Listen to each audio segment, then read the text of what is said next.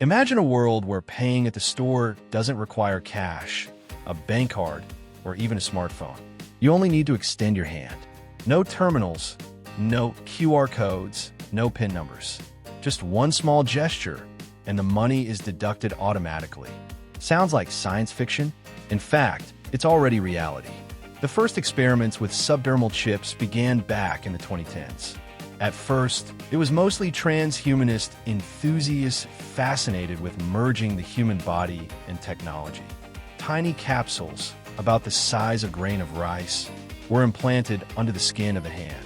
Their function was simple, replacing office keys or access cards. The owner would place their hand near a scanner, and the door would open.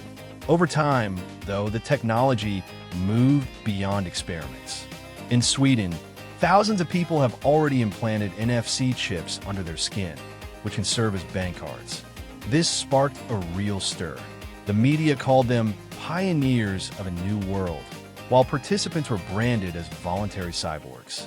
But excitement came with fear. What does it mean to have the financial system literally embedded under your skin? Who controls the chip? And could it become the ticket to total digital control? In reality, a subdermal chip is a very simple device. It has no battery, doesn't emit a signal, and doesn't track a person. In most cases, it's just an NFC transponder, similar to what you have in your bank card or transport token. When the owner brings their hand close to a terminal, the device is activated by the electromagnetic field. The chip then sends an encrypted code to confirm payment. The whole process takes fractions of a second. Sounds safe enough, but the problem lies not in the chip itself, but in the data it stores. Any system connected to a bank can become the target of hackers. Theoretically, if someone managed to copy the chip's identifier, they could impersonate its owner. There's another aspect, psychological. People feel uneasy when money is literally attached to their body. This isn't just technology. It's a step toward erasing the boundary between human and machine. Some scientists call this the first stage of the biometric era of finance. Today we use fingerprints or Face ID to confirm transactions.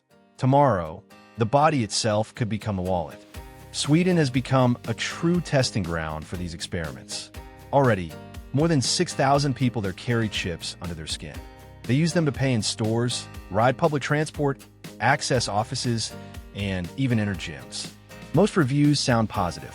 People say, it's faster and more convenient than pulling out a card. I feel like I'm part of the future.